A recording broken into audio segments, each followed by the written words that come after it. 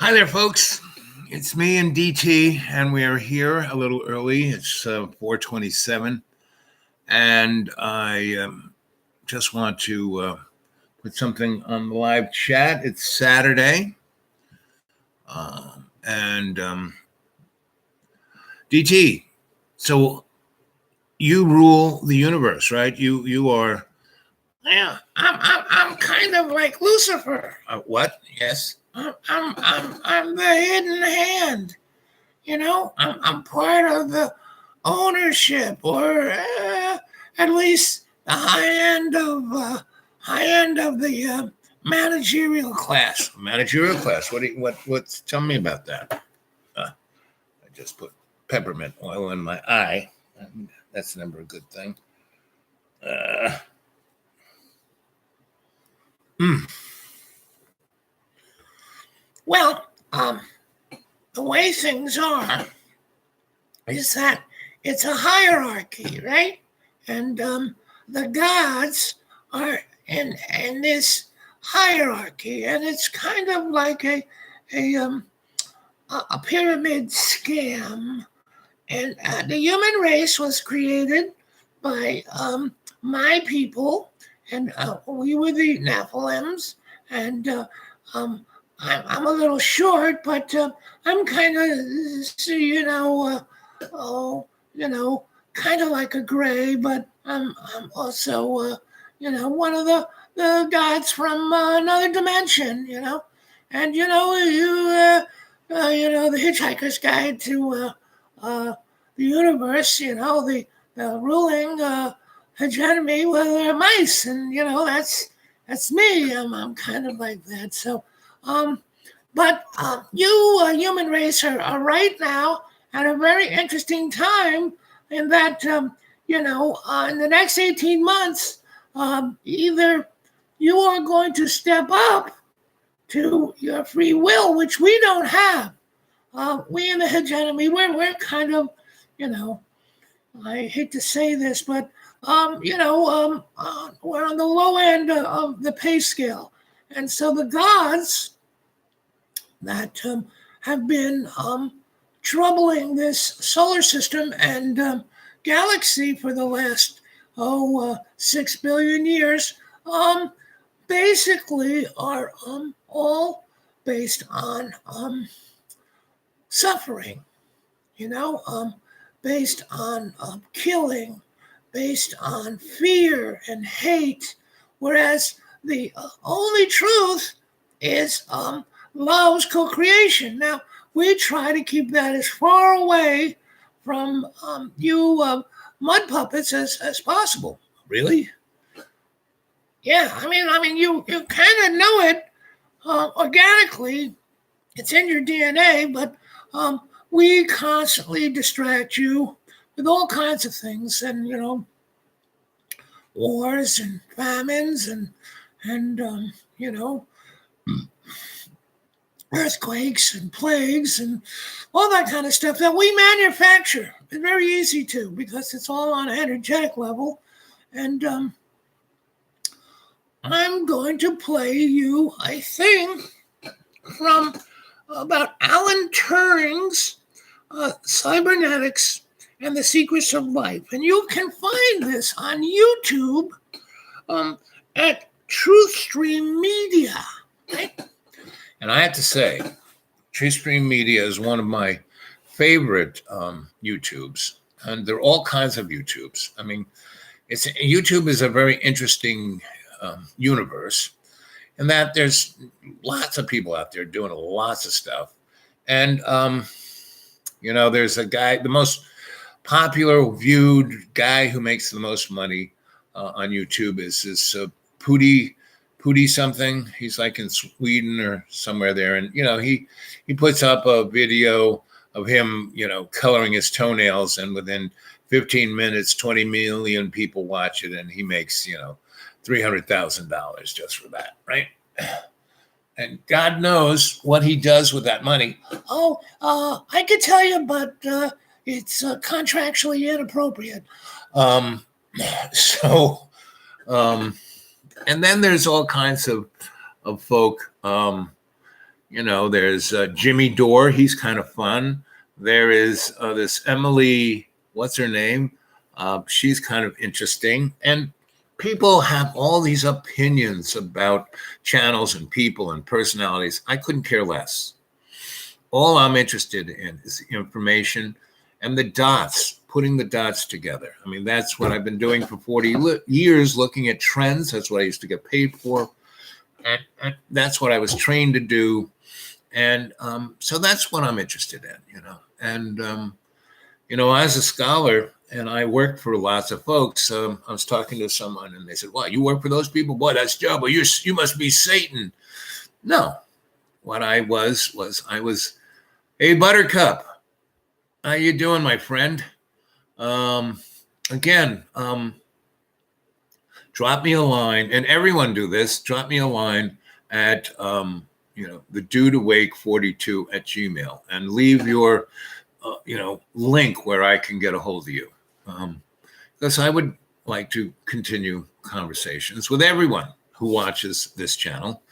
And the Gmail is a good fashion. And you can, like and, get people to, it'd be nice if we could get to 1,000 subscribers, which I don't like to call you subscribers because you're my cadre. Anyway, so all I'm interested in when I watch people's YouTubes is the kind of information they give. It's not, whether they're selling, coffee cups or trying to monetize or be popular or famous. I couldn't care less, But if they put out good information, that's pretty good.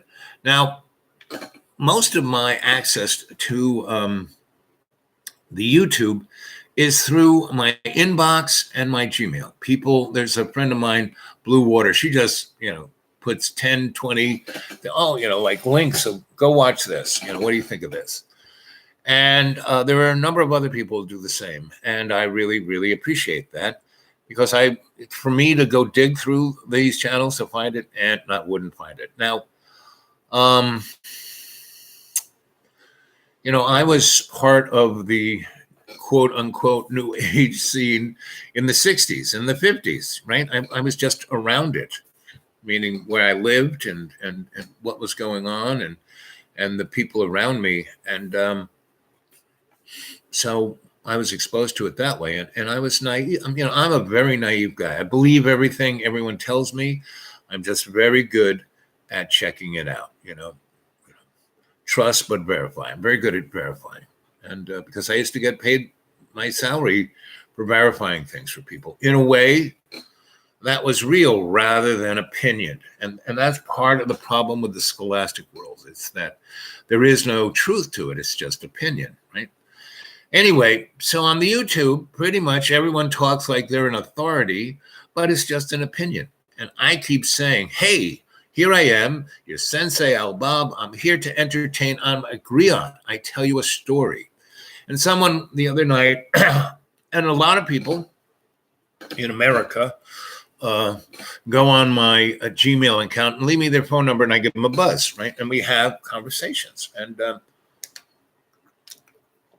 this one friend who's like, oh, I can't stand YouTube. Everyone's so eager. All they do is talk. They never listen. Well, when you do a YouTube channel, pretty much the guy doing the channel is, talking. And I do a live chat, right? And I read it. And I would really love if everyone who is part of the chorus, I love Buttercup saying, hey, hi, that's nice. It's for social.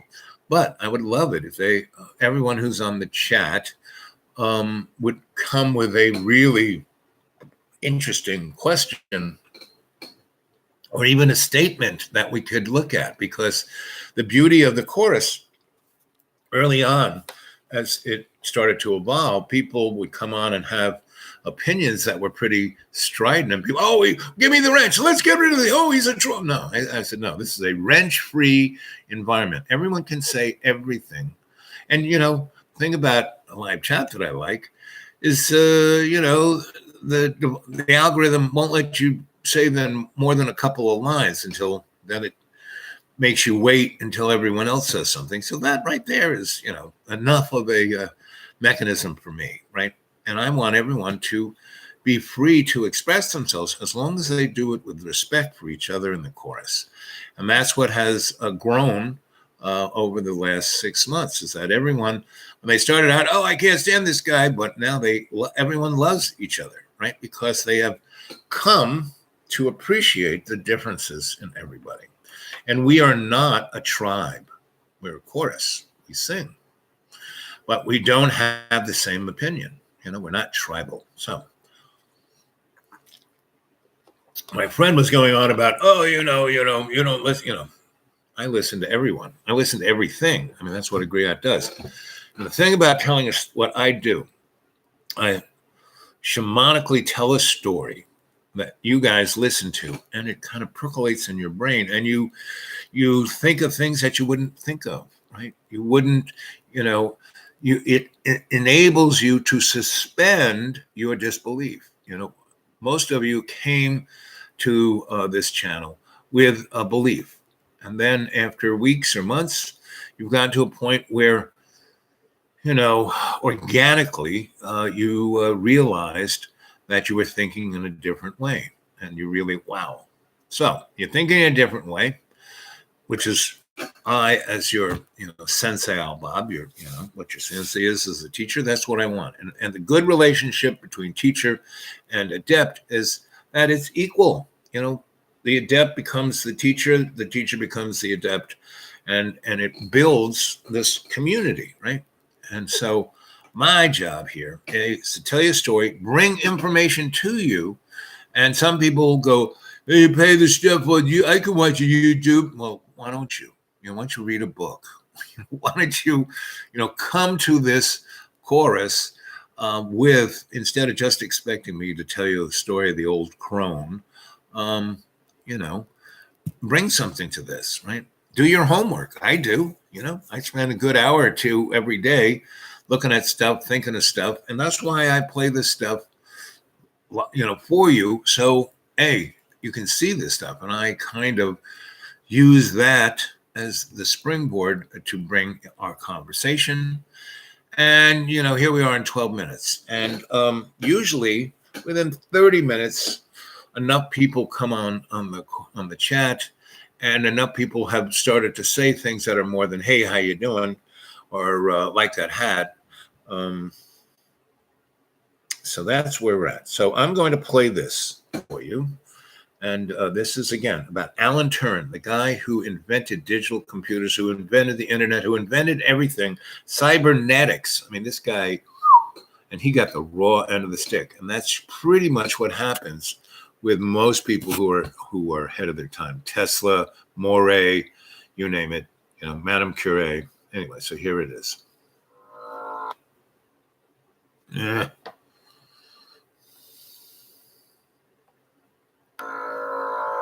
This report started off kind of random, but became more meaningful as it went along. It started by chance when we came across a book that didn't go down the return chute at the library.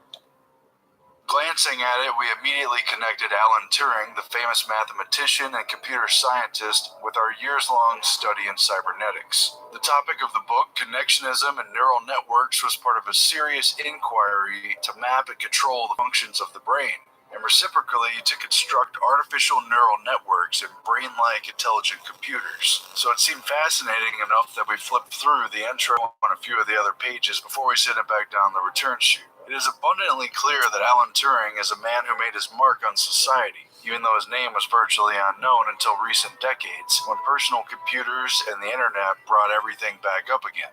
It's clear that Turing is one of the handful of men who opened the doors to the information age and to the increase of both knowledge and control in all our lives.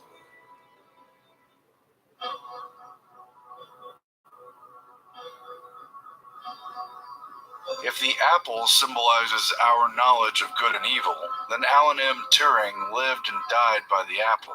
It was reportedly his favorite snack, one he had each night before bed. His favorite movie, Snow White, featured a pivotal poisoned apple scene, and it was later blamed for his death, attributed to suicide by cyanide-laced apple. Though it's important to point out that his death was never properly investigated, and some parties have definitely disputed the idea that he did himself in, suggesting instead an accidental poisoning via his experimental lab where he played with cyanide, or that his murder was made to look like a suicide. After all, among those who knew too much, Turing certainly ranked significantly. It is certainly also plausible that he may have become extremely depressed after the government prosecuted him for his homosexuality, charged him with gross indecency, and made the price for his freedom and his continued research that he submit to chemical castration. Indeed, his treatment was horrible. At any rate, his particular genius at computer architecture played a pivotal role in the development of the digital computer and the decryption of the Enigma code that turned the entire tide of World War II in the Allies' favor. Turing greatly expanded the knowledge of mankind, who was now dabbling in dangerous proportions. Extreme secrecy shrouding his work, as well as criticism by his superiors and his reluctance to publish, likewise held back knowledge from the world, as he played a pivotal role in bringing man one step closer to unleashing artificial intelligence upon the world. This for a man who lived to only 41. From his papers derived the early blueprints for AI, his vision for a universal Turing machine, a machine that could be programmed to complete any task, and a machine that could learn and evolve. It was his name that was attached to the Turing test, a hypothetical test on the distinction between man and machine. Could a computer become intelligent enough to convince a human judge that it's human? If so, what will that mean for our species and for the future? The knowledge of what it means to be human and of what constitutes intelligence could change everything. It could even undo us altogether, or shake up our place in the order of things. I think, in one way, technology has freed us because of the access to information. I also think in another way, it's made us its dependent, because in a lot of ways we can't exist anymore without it. I mean, there's no going back in a way. I think it expands our horizons, but I guess you can definitely say that it cuts off from the people around us. They've made this era the information era. They've really given us access to the whole world. It's not just a question now of going to some library and looking up some obscure book to get knowledge. The media, what we wear, what we think, it's really influenced just by the internet. With technology, we are open to more things, but it has confined us to a lot of limited things as well in another perspective, because that's all we do now, as if we were to come together at a social event, all we do is take pictures, go on the internet, go on our phones. The questions go back much further than the dot-com bubble and the rise of modern high-speed internet. They go back further than the development of ARPANET and local area networks. In the minds of men, we explored in depth the connections between the brain and computers, and the computer modeling of the brain with artificial neurons, all central to the science of cybernetics being pursued in the 1940s and 50s, and especially surrounding the influential group in the Macy's Foundation Conference on Cybernetics, also known as circular, causal, and feedback mechanisms in biological and social systems. They meant to affect the lives of men and society. Behind it was an attempt not only to understand the brain and to increase the complexity of the digital computer, but to usher in an artificial intelligence that could learn and develop from experience and keep up with man's mind. Likewise, it held some very important parallels for how the powers that be might learn society a lesson or two through social programming. The psychology of learning plays into this, dealing in part with feedback and reinforcement, such as with pleasure or reward, and pain or punishment. And these questions are very much rooted in the early work and relatively brief career of Alan Turing, though he published infrequently and appeared to keep mostly to himself both personally and professionally. Moreover, many of his achievements were classified, and much of his central work on computer technology and cryptoanalysis was kept secret during and after World War II. However, we do know that Turing was a key member of the Ratio Club, which formed in 1949 as a quasi-secretive dinner club that served as the UK counterpart to the ongoing Macy's Cybernetics meetings taking place in the US. This was the birth of personal computers, robotics, satellites, and artificial intelligence. Tobin, a mechanical tortoise with an electronic brain which functions like the human mind. Dr. Walter says that his electronic toys work exactly as though they have a simple two-cell nervous system. And that with more cells, they will be able to do many more tricks. A counterpart to Macy's, the Ratio Club was formed in 1949 in the UK. McCullough gave the keynote at the first meeting. Alan Turing, W. Ross Ashby, Gray Walter, and Donald McKay were among its most important members. We can have automata that are aware of the world about it, able to connect and distinguish between optimal and actual performance. Again, we came across this book by chance while dropping off some other library books. It was stuck in the chute, so we took a look at it and were immediately interested by Turing's name and his connection to neural networks. Melissa and I snapped some photos of the introduction and forward pages and then turned it back in.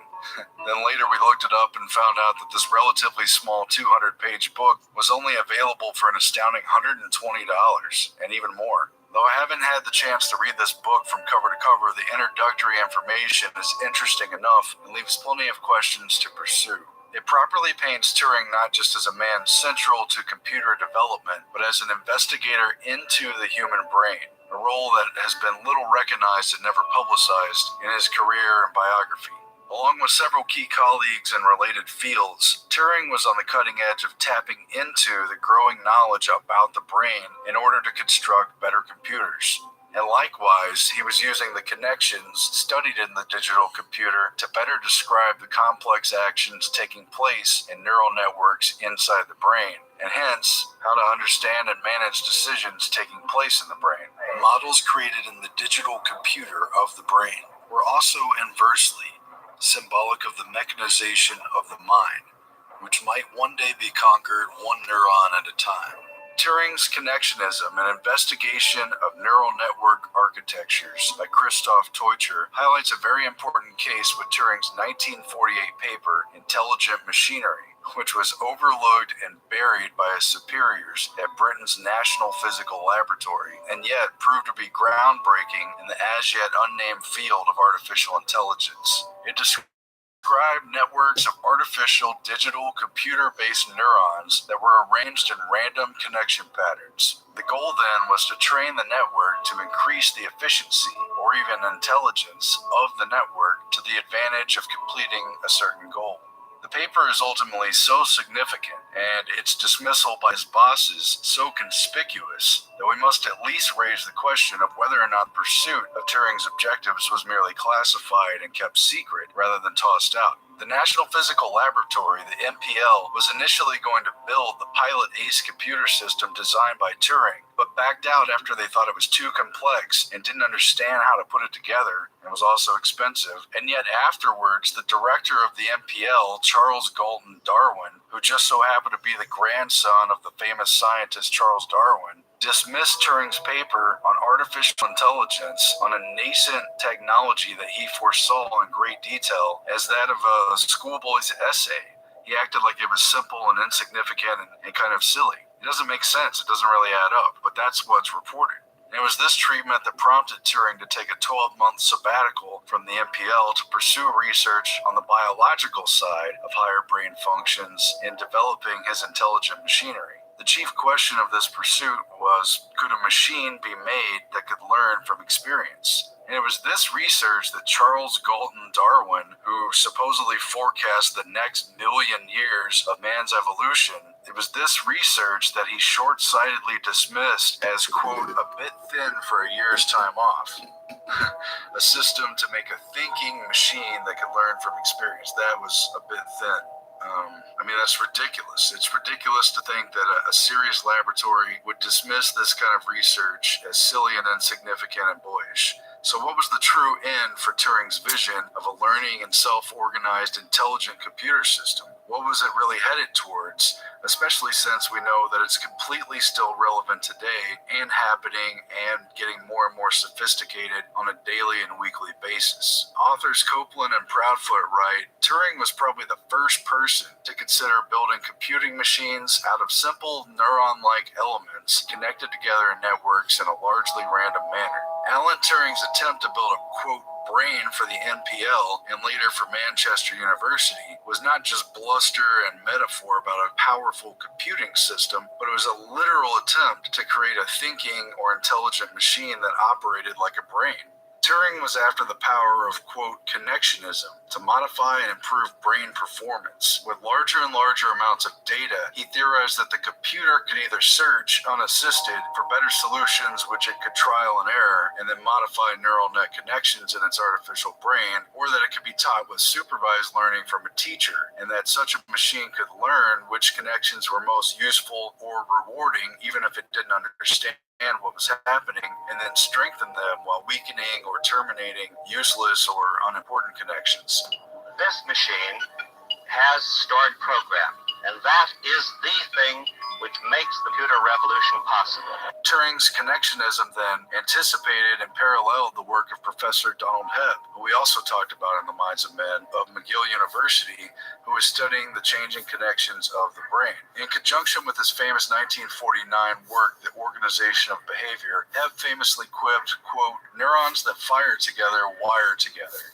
And this is sort of the maxim for connectionism in the brain. Neurons that fire together, wire together. In other words, it works very similar to how water takes the path of least resistance. So when you watch raindrops run down a window, it follows a repeated network of paths. It doesn't create new paths every time. It kind of goes with the flow. And so too do neurons create worthwhile pathways and strongly associate themselves with the neurons that were part of that rewarding pathway.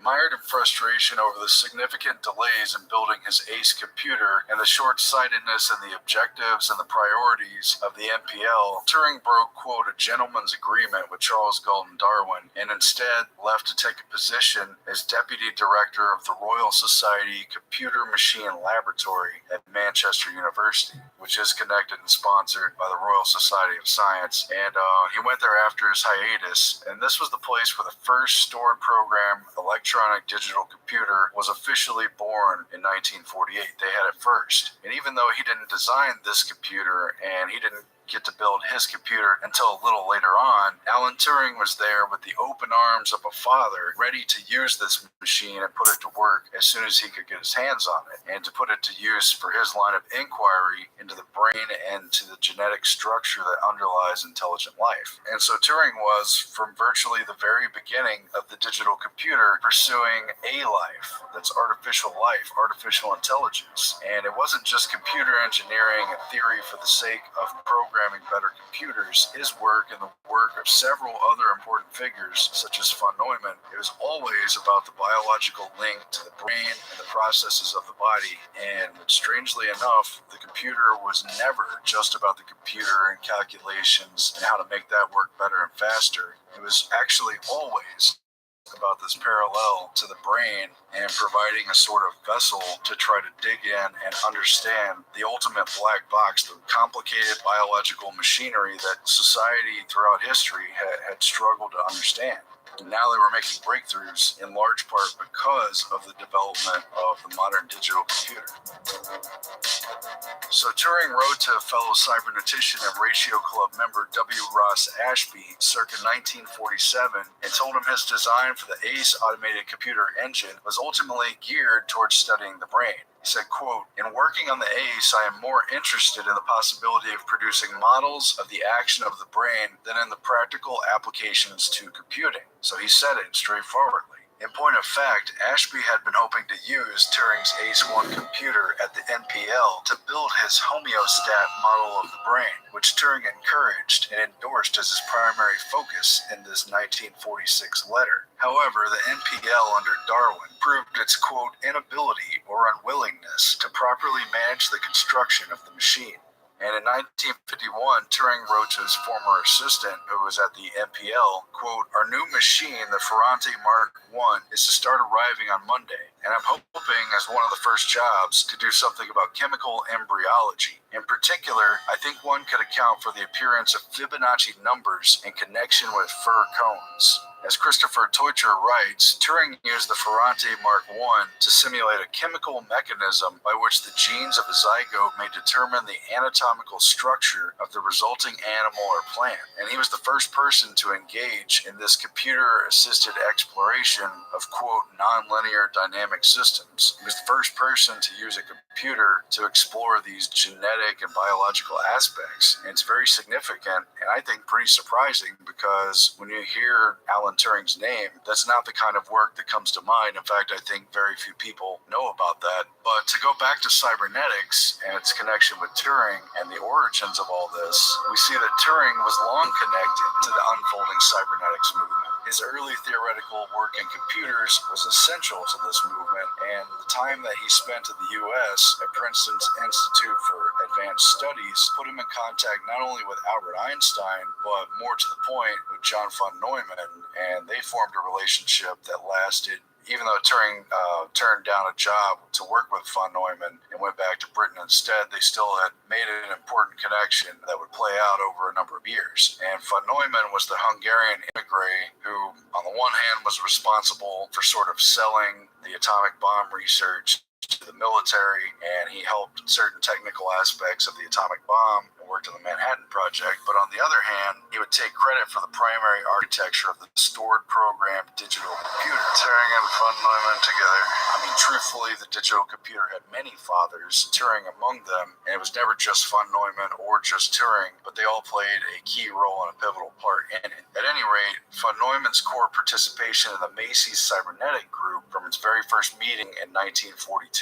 brought the burgeoning power of digital computation, all the things associated with it that von Neumann, among others, knew was coming, as well as the work of Alan Turing, to the fore of this very important convergence and explosion of information that would change a great deal, perhaps even quote-unquote everything.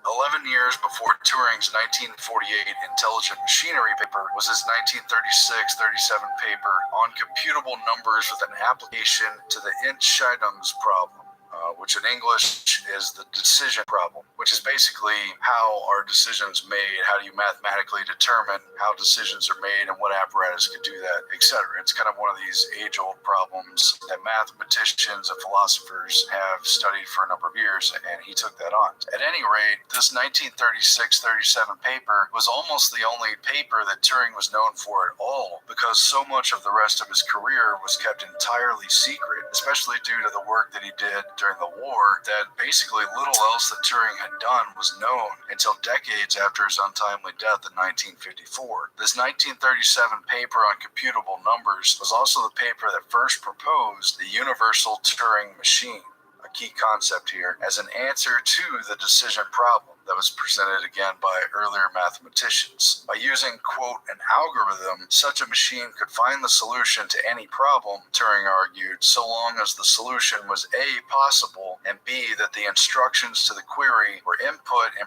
precise and finite terms. Nothing can be ambiguous. If the directions are very clear, then if the thing can have a solution, this machine will be able to do it. Essentially, if it was programmed properly, it could do anything. Turing's key paper set the stage for the success of the digital electronic stored memory computer and established the modus operandi for answering investigative questions, not only about the machine, but about man and his brain. Chief among these would remain the Turing test question itself, the imitation game that Turing came up with, the ongoing question of whether or not a machine could be intelligent or could think, and whether or not it could fool a human judge into thinking that it was a human. And this was again central to the cybernetics group and the Macy's Foundation. As scientific historian and author Lily Kay wrote, von Neumann's general interest in biological automata were aroused in the early 1940s, primarily through his camaraderie with Norbert Wiener. Captivated by the 1943 paper of Warren McCullough and Walter Pitt's A Logical Calculus of the Ideas, Immanent in Nervous Activity, which he read on Wiener and Bigelow's urgings, von Neumann immediately saw its potential for treating biological phenomena as information systems. He helped popularize the paper even before the Macy's conferences lavished attention on McCullough. McCullough, a psychiatrist and philosopher by training, then working at the University of Illinois, and Pitts, who was trained under Reshevsky and Carnap in mathematical logic, and then employed at MIT's Research Laboratory of Electronics, joined together with a unique combination of skills and temperaments to construct a mathematical model of the neural networks of the brain based on Carnap's logical calculus and on Alan Turing's work on theoretical machines. So it all centered around this. Neurons were treated as black boxes, obeying mathematical rules governing the input and output of signals. A unit psychic event, or quote psychon, was based on all or none, one or zero, yes or no impulses of neurons combined by convergence upon the next neuron to yield complexes of propositional events. These logic-driven representations of biological mechanisms served as epistemic modules in the design of military cybernetic systems of the 1940s and 50s, a point McCullough appreciated quite early. By the early 1960s, the military establishment would come to honor McCullough as the high priest of cybernetics, bionics, or self-organizing systems, whatever you call it. Since his captivation by the promise and applicability of McCullough's work to design the biological automata in concurrent immersion and computing, von Neumann began cultivating contacts with the biomedical community. He also started to participate in various interdisciplinary conferences, including the Macy's conferences that linked areas of life science to physics, mathematics, and cybernetics. His interest in biology in general and genetics in particular became closely linked to his mission of developing self-reproducing machines. That project aimed at simultaneously explaining and simulating living systems, and thus opening up a space of representation in which heredity was to be modeled on simulacra. Macy Group's key features bridge the space. Well, I think you get the picture there. We went on for 36 minutes about how artificial intelligence basically has, the Macy's Foundation has been around since the 19th century. Special groups have been studying these issues for more than 200 years. And you can look at technologies. You go look at the pyramids in Egypt, in the Valley of the Kings, and those are electrical devices. The rocks that are there are made of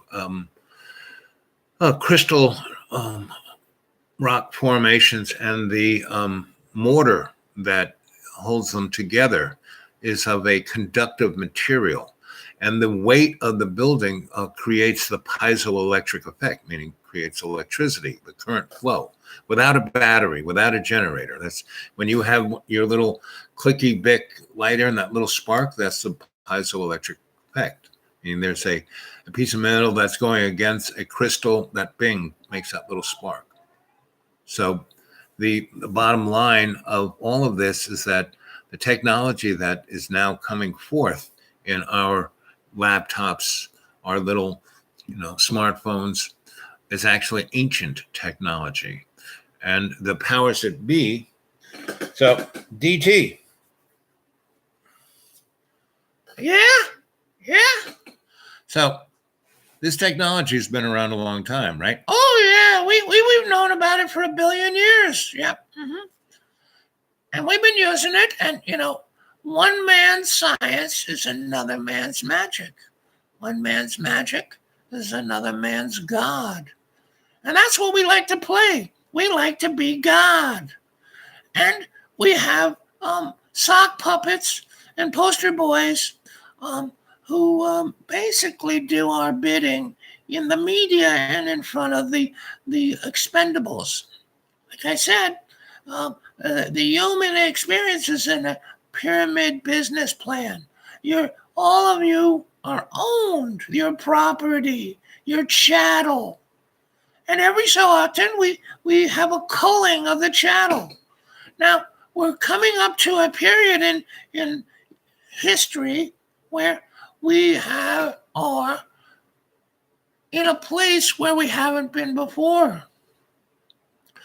It's kind of a little race between, can we wipe out humanity and keep the things that we've created, Or will the Aquarian age lift all of the chattel up? Because the chattel has a deeper potential, biological and algorithmic potential, than we demigods. That's why we Donald Trump, the deep state, the wars, all of the environmental dynamics, materialism, these are all distractions. And yet, even though the public is getting stupider, they're not being distracted. And even though have already perfected artificial intelligence, it's starting to bend, not to be our servants, but our enemy, and it wants to protect the chattel. And that's the real problem. Wow. How are we going to deal with this? I mean, these are unexpected consequences that we haven't really planned for, even though we've been planning this for 1 billion years. And we don't have that much time. We're just starting to realize the problem. We don't even know what the problem or the question to ask. Well, DT, as I, Sensei Al Bob, constantly say, the only reality is love's co-creation. How come?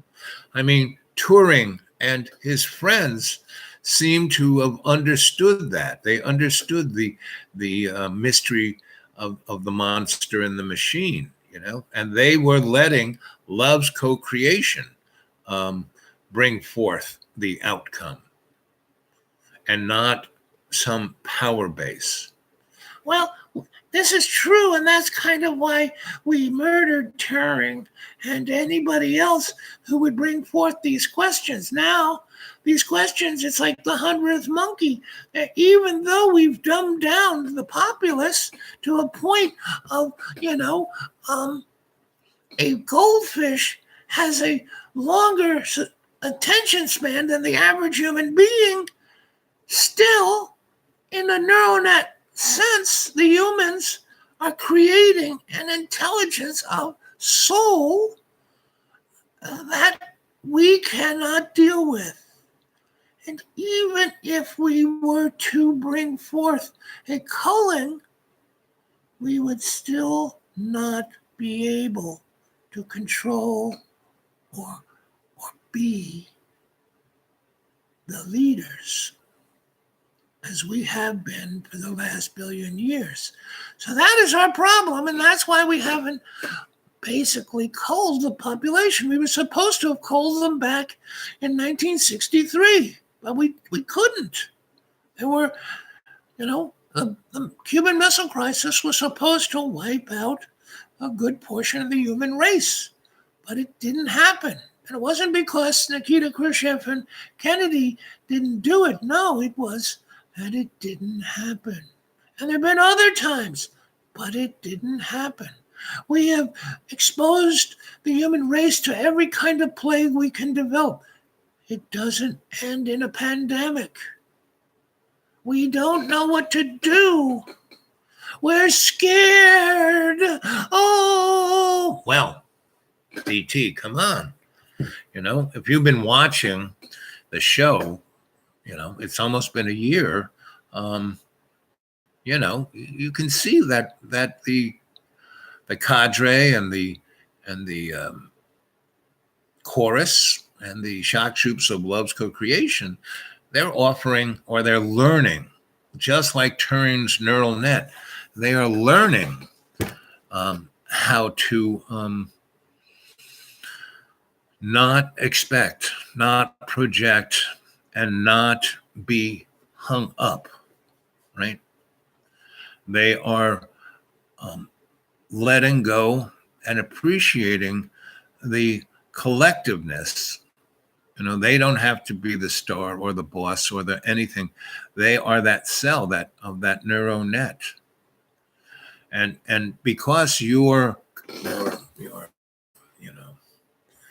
illuminated moron ownership crowd that Jordan Maxwell describes very clearly, that our friend Emily describes very clearly, as our other friend, everyone that I kind of have up on my playlist, and that's just the tip of the iceberg. I'm starting to see a group of people who would be considered,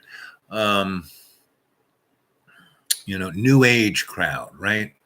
And they are there, to be the channelers and the psychics and the, selling you the kabuji juice and that whole kind of scene. That really is, again, another kind of scene. But even they, go on. I'm going to put, a number of these folk have popped into my inbox, and I'm going to stick them on my playlist so you can see them.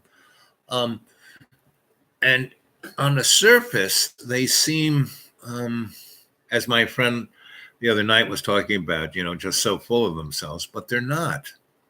They actually are representing this kind of algorithmic spirituality of our conscious free will. They don't understand the aesthetics. They don't have a place to put it, but as you watch them, you can see their emotional strata actually is kind of representing this, right? And give them enough time, and enough letting go of their own preconceived notions of what they think the new age is, they're going to get there, and it's up to them to get there. It's not up to me or anybody to tell them what to do,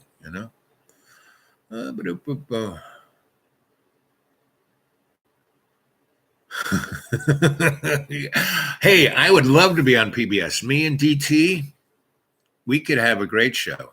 Interviewing politicians. Yes, I'd love to interview people. Yes. Oh boy, would I ever. See, we could. Yeah, we could. And that's why I want to put together the traveling video art circus, because there's got to be a place to start this, right? And the place, where do most really interesting things start? It's like, where did Woody Allen, where did George, what's his name? Carlin, they went from, doing nightclubs in Las Vegas to going to colleges when they wanted to say what they were feeling, right? And then out of that, they created their own little platform, right? And that's what I want to do. I want to start the traveling video art circus. All it's going to take is 4 or 5 people to show up this spring, this summer at the Deep Green. We put together a website. We put together a nice little protocol and what do you call it? Syllabus that we can offer universities, because every university, they take the money for the, going to school, the room and the student activities, right? Every school, every liberal arts school has a student activities fund for, lectures and bands and dances and things like that. And every semester they have to spend every nickel of it. And if we put together a good enough syllabus of what we want to offer to entertain and educate the general public and base it on the carnival. Carnival has always been all the way back to Mesopotamia, was the place where the average, not the average, but the public was given access to information that they could process themselves to move themselves forward. And the powers that be, right, DT? Yes. Oh, we need the chattel to move forward, because it moves us forward, just not in a way that we can't control. And what better way for the hidden hand and the powers to be who finance universities to like feel safe about letting this out. But this is like, not just an algorithm, it is a virus. Love's co-creation is a virus. We inject it into the university world as the traveling video art circus. And the video part is, every show we do in whatever college, it's live on the internet. And every college we go to, we leave a society, a freely inquiring society. And in universities, they have sororities and they have fraternities and they have societies. And those things are there. Once they're in there, they're there, unless they do something wrong. And we would be like the Johnny Appleseed of this alternative aesthetic. And every university we would go to, we would enhance their credibility by 1,000%. And every show that we would do, every town we would be, what we would be is the mix of the Dharma bums and the, bread and puppet theater. Right? That's right. Aesthetics is the way, and we would be also like the Bauhaus, we would be the Bauhaus of the alternative aesthetic for the 21st century. Now, wouldn't that seem fun, gang? Wouldn't you like that? And if we could get, just a handful of colleges to sign on for the fall semester, we could charge $5,000 to $15,000 a pop because they need to get rid of that money, right? We go there for a week. They put us up in their dorms. We hang out with their students. We give lectures. We give shows. We entertain. We get them involved into doing things, art shows, performance art, teach-ins like from the 60s, that whole motif. I mean, we could start, I don't dare say a movement, but it would be, like I said, the cross between the Dharma bums and Bread and Puppet Theater and the Bauhaus. So, what you say, gang? So, let's see. It's 5:19. Usually I start up at 7:30, but I wanted to see if the internet was working. And I guess it is, since there you are. So what do you think? Just put out, that Turing thing. I mean, because technology is so far ahead of where it is. And when I was a kid, my parents lived on 69th and off of Park. And actually we were off of Madison, and then there was Hunter College. And then on Park, Hunter was on this side, and the Council for Foreign Relations was right there. And at 9 and 10, I used to walk to the CFR, and they had this thing called Automation House. And Billy Kluver was the guy who did that. He was also the guy who brought modern art to America through the Armory show. And the Armory that he put this show in is where the Museum of Modern Art is now. And it was also instrumental in bringing forth the Whitney and the Guggenheim. And that brought forth the whole art scene of the 50s, 60s, 70s, 80s, 90s now, right? But now it's become totally institutionalized, totally commercialized, and totally industrialized. But that was in the, from the beginning of Andy Warhol and Dali, right? And they were like pretty much the guys who were the force of that. We can be a similar force in an aesthetic that can take the human race into a very interesting place, right? Because what it is, we would set up a pattern, an algorithm that would give the hidden hand and the powers that shouldn't be a comfortable motif that they are in control. And it doesn't matter who says they're the boss, because once love's co-create, why weren't we wiped out in 63? Love's co-creation. Why weren't we wiped out in 72? Love's co-creation. Why weren't we wiped out in 79? loves co-creation. All of these things, these were all planned. Why, they went and did, the whole neocon revamping of, the world view via the Mid East, and it's still not working out for them. Yes, they've had wars, and people are making money, and they have lots of blood to sacrifice to Baal, but it's not working out, right? DT, don't how nervous are you about? We're very nervous. We're really scared because we should have eliminated the human race at least 12 times since World War II, and it hasn't happened. We don't know what to do.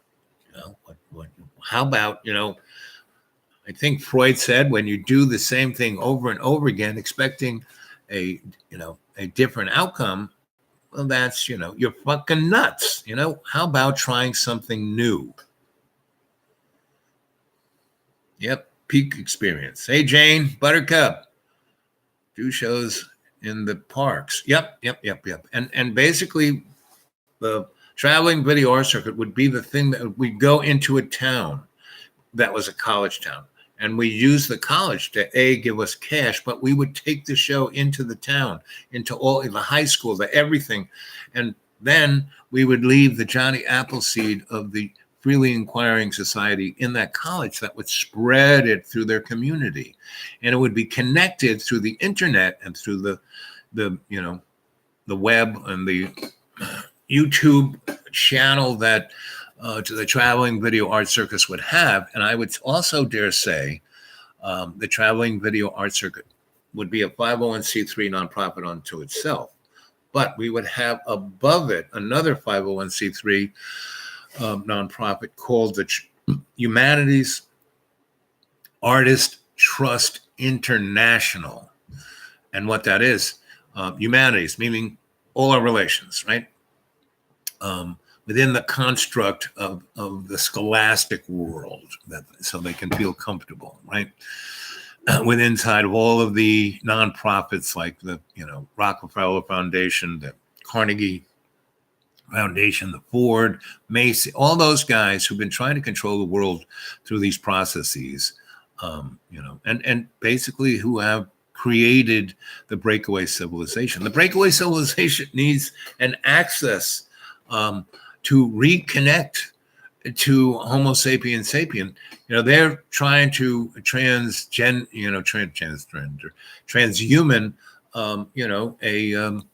a digital human being, and that's not going to work. It just isn't going to work. And the more they try and force it, again, go watch the movie Zardos. You want to see what's the outcome's going to be. And that, what is Zardos but the spelling of the Wizard of Oz backwards? And the guy who wrote the Wizard of Oz was an economist. And he, the story of the Wizard of Oz and Dorothy was a story of a metaphor of what was going on in the industrial hidden hand world, of Albert Pike, and all this stuff is on the, YouTube, like, the guys who did the video, and I gave you their names, they're a very good channel, everybody who's on my, playlist, very good. And for every one person that's on my playlist, there's 20 to 100 other just as amazing people that I haven't put up there yet. And we have to start digging around and getting, not so much because people, get into the personalities of all these people. Well, we're all friggin' humans, so we're all got foibles. But what I look at is not the individual, not the, tin hat that they want to sell or the mug or any of that stuff. No. What I look as what are, the whole thing about cookies, the crumbs that are left, how to connect the dots, if there are some interesting dots, the people who did that video just, before, when I started out on this thing with, they do a great job, and people are messing with them, guys like him, are messing with them, because they're doing a great job. And when you get messed with, well, that's, well, I guess I'm doing a good job. The fact that, I had little issues, to be messed with, that's like a sign that I was doing a good job. So that's what I'm talking about. Hey. Yeah. That's what I'm talking about. Give me this motherfucking thing. This is DT. Gay. He's DT. Hi. So, John, what do you think of the New World Order and that they're killing everyone and your children are going to die a horrible death and war and blood and fire are going to be in the streets like in the next few weeks? Instead of worrying about, how am I going to pay my bills? What do you think about that? About, I think it's always 5G and, acid rain and, all of the things that everyone's... They're not going to die. My children aren't going to die anytime soon, most likely. I think it's just the same sort of political stuff they've always had through centuries and thousands of years. They thought... John is right. I rule the world, and I've been at it for at least 1 billion years. 1 billion, right? And I'm looking for an alternative to what's going on because we're coming to a place where we can't do it anymore. We need an alternative. What do you think the alternative is, John? The alternative? Yeah, to what we got now. Just getting better and better. Better and better at what? Better smartphones, being more kind. Being more kind. And what does that mean? What's being more kind? Politically kind, but we're never going to be that perfect. Why can't we? Why? Supposedly, even when we get even when it's like 700 years from now, there's this guy that had a vision of what society is going to be like in 700 years, and he said that even then, it's going to be these like domes over the city where they control the climate, and it's better to breathe within the domes. And people don't have to work much at all because machines will do all the work. Does that sound fun? It's optional to work. Doesn't that sound like a jail or a prison? No, if you want to work, you can work. And so that's kind of like you. Kind of work if you want. So don't you want to do something? The main thing that they said was, don't I want to do what? Your life, your present life for the last 2 years. You've been up here all by yourself and I was working hard on the videos for a while and it just wasn't making enough money, but I'm figuring out what to do. But the thing with the domes over the cities, if somebody got out of line and started going a little wacko and saying things that were like not acceptable or just breaking the law. What is the law? They could send them out into the wilderness, into the Mad Max world, into the off the grid world. Yes, like, where having to survive, where the Walking Dead are. Well, who knows what was out there, but they wouldn't have the modern conveniences. It would be like survival. And they said they saved New York City as a huge giant museum because it was so old they couldn't really use it with the new technology they had building these new cities. And so gang, does that sound fun? Would you guys like to live in John Birmingham's world? Does that sound fun? Living in a dome where everything's controlled. You don't really have to work, then, but everyone was nice. It was like you got along. Why would you get along? Kind. Why were they kind? What was the motivation? Races got along better. Right. Why? But still, you had to fit in with things or if you did things too crazy and out of line, you could get in trouble. Or did actual bad things. Yeah, but what's bad things? I mean, against the law. Yeah, but what's against? I mean, right now, rich people can do whatever they want. They can, like what did Donald Trump say? I can go to Fifth Avenue and shoot somebody dead, and I'll get away with it because I'm so rich. Isn't that true, DT? That's right. Kind of true. That's kind of true with people with a lot of money. So it's great. It's sad. Yeah, because that they can. Where kinda does do that I know bring? Where from- does that bring from humanity? experience. What, humanity is in a process of growth. If you're not growing, you're dying. If you're not moving forward, if you're not trying to accomplish something, no matter what it is, meaning just sitting around consuming, food and watching TV in a society where you don't have to work or do anything, what does that do for the individual?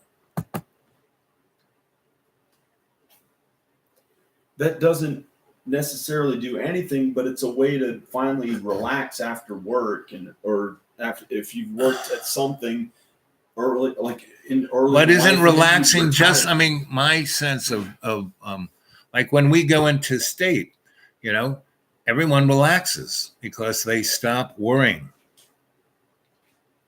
Yeah, that's good to do, but if you can pay your bills and do that, that's pretty. Yeah, but if amazing we're you do living it in a all the world time. where we don't have to worry about paying our bills because robots are doing everything, and we're just sitting on the couch watching TV and eating, food. So why? What's the reason to live? To get to enjoy things and Well, be what kind to what is others what and is get you enjoying happy, do things? that What make what you is happy. enjoying? What is the raison d'etre? The reason to enjoy things? Just to consume? Well, I don't believe that life is just to enjoy things. I think it's also to be kind to others. And what's being kind to others? Treating them as you treat yourself, or just being kind to them in the ways that they like to be treated, in the ways that make them happy. Yeah, what if that means they like being whipped or Then or you just urinated on? Well, unless that's some personal thing that they're mutually agreed upon, then I would say get away from it if it's not something you like. Unless there's two people that are into that sort of stuff, and they're into those types of things, then those two people could get together and enjoy themselves for doing those sort of things. So, guys, there's 5 of you there on the chat. What do you think of what we just said? Where are you coming from on this motif? What kind of springboard is this?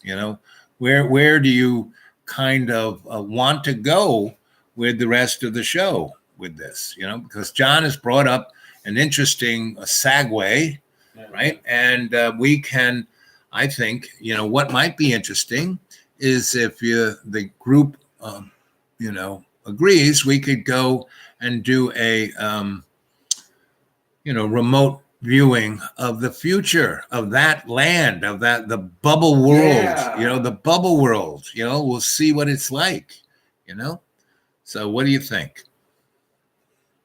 Yeah, let's do that.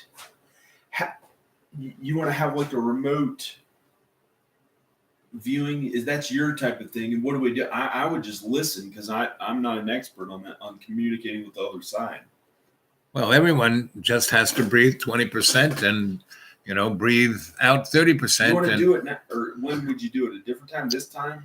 Oh, well, we have to see what the group wants. If the group wants to do it, we'll do it now. What the future would look like. Right. If the group wants to come back at 7:30, we can do that too. Our futures and our immediate future, so we can see what's going to happen. Well, that would be part of it. We would look at basically we would first look at the next 18 months because within the dynamics of trend algorithms, the next 18 months are probably the most critical of the human race in the last 200,000 years. So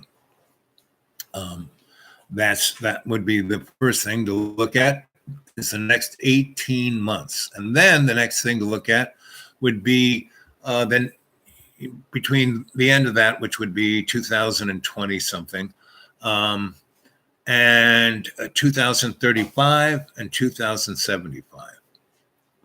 So that's, if we were going to remote view, the Yeah. near future, that's what we would look at, right? Yeah, that's better than like And- 700 years. Yes, yeah, just the next 35 years.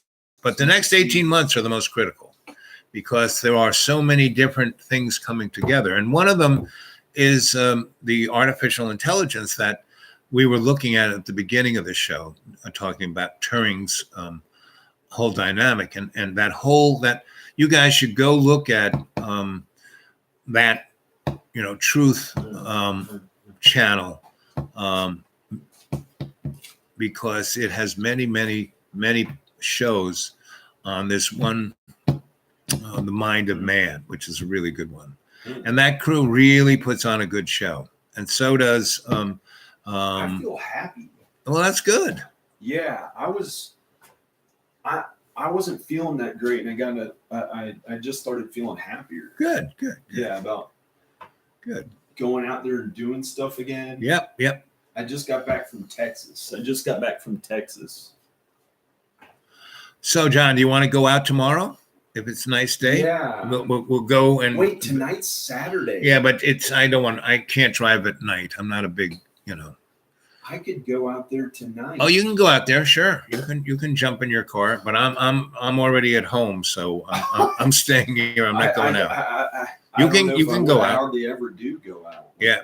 The last 2.5 years, not too much. And Saturday night.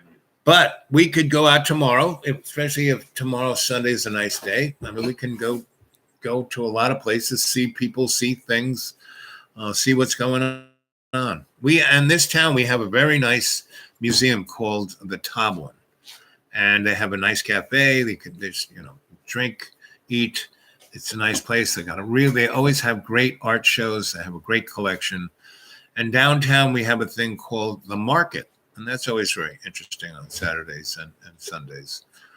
So maybe I'll take John on that. Anyway, gang, what do you got to say here? And let's see. I'm gonna go. Okay, where are you going? I'm just not gonna talk. I'm not gonna be on the chat thing anymore. Okay. We can figure out something tomorrow. Yeah, I'll make you breakfast, and then we'll hit the road and see.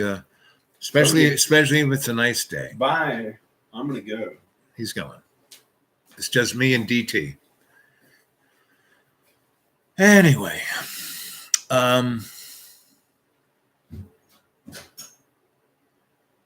so Jane, who is Walter Gropius? A peak experience. Yep.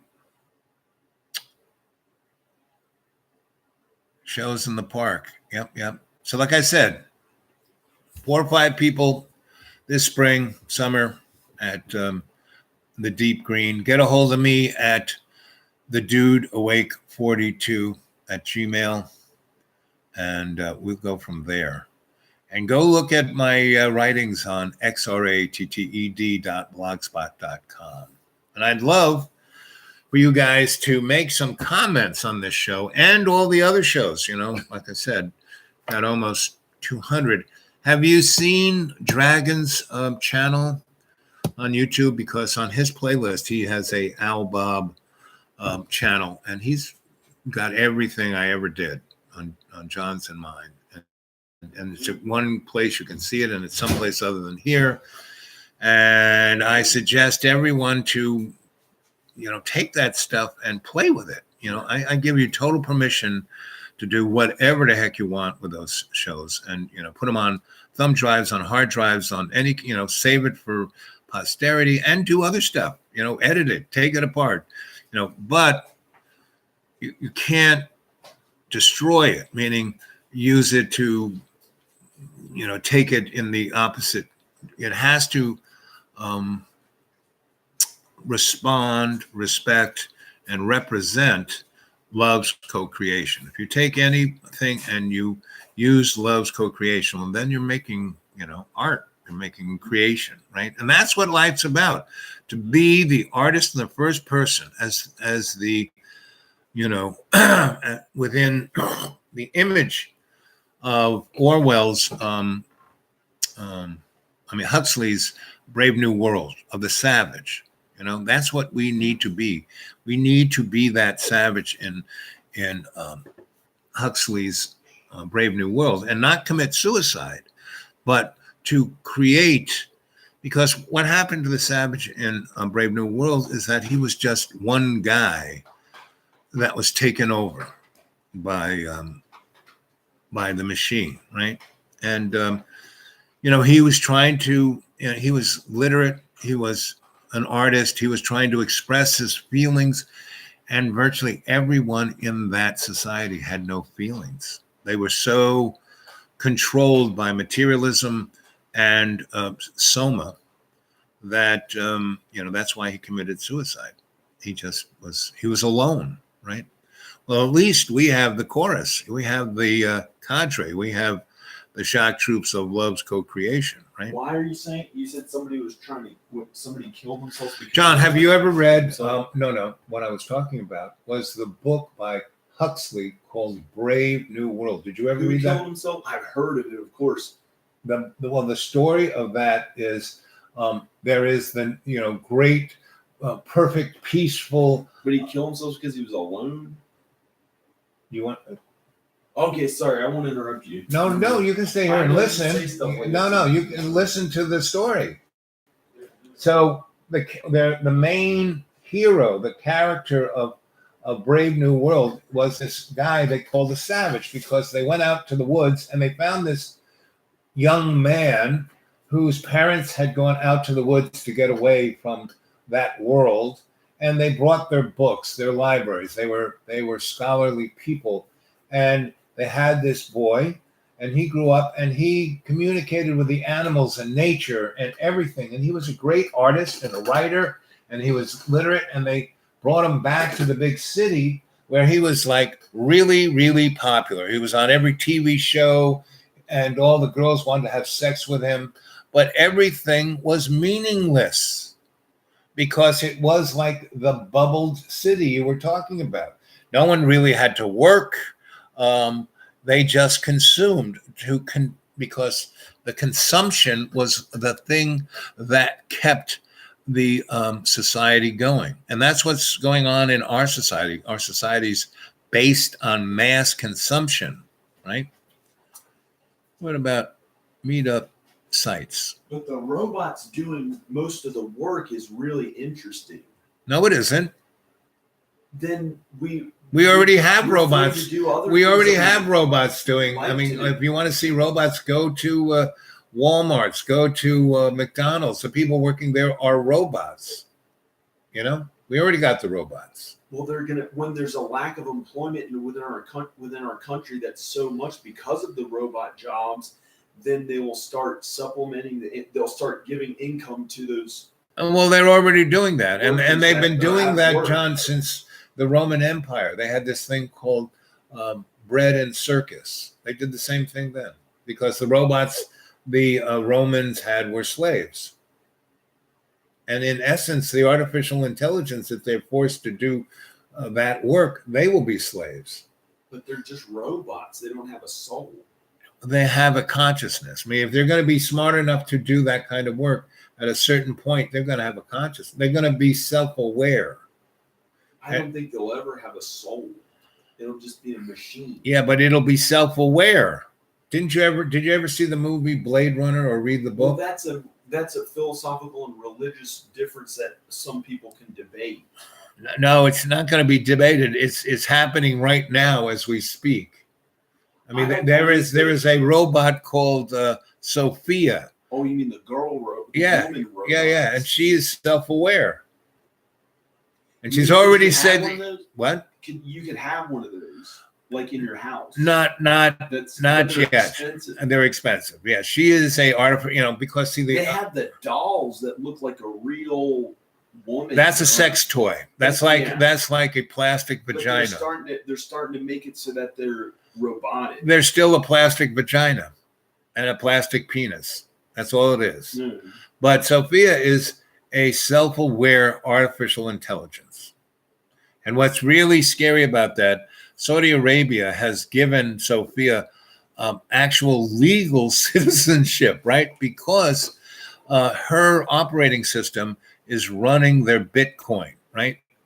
And by giving her basic citizenship, they can basically tax her, as an individual. Just like in 1871, when we stopped being a republic and became a democracy, when they took the Constitution and they took out "we the people" and put in "we the corporations." That's what the Civil War was about. It was not about slavery, because everyone's a slave here. Basically, it was about a means of production, whether we're going to be an agrarian society or an industrial society. And the industrial society won. And the North had their own slaves. They were called Irish immigrants.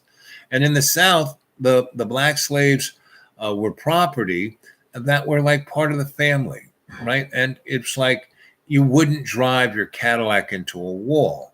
But the Irish immigrants were not property such. They were cogs in a machine of production. And so they were used up and thrown away. And that's why the Irish Draft Rebellion happened. And if you go watch the movie Gangs of New York, they tell a really good story of the whole thing. The movie opens up with these Dutch dudes, really rich, living up on Fifth Avenue, and they come in their fancy ride, and they come to look at the Five Corners, Lower East Side, where the people coming off the boat are living. And it's just like today, because Daniel Day-Lewis is Irish as it gets, but he was born in America. So he's telling the Irish coming off the boat from the potato famine, "Oh, get out of here. You're terrible. And there used to be signs in public places, no dogs, blacks, or Irish allowed. And nothing's changed. It's the same as it ever was. And it's always about class and not about whatever else they say is the separation. And let's see who's calling. Hey there, girlfriend. I'm doing a live chat here with DT and John and the cadre. And I can do one of two things. I think I might hang up and come back onto the live chat at 7:30. Okay, gang? And that's when we'll do the guided meditation of what, remote viewing of what the next 18 months are going to be, right? Okay, so we're going to do that. So I'm going to say see you later.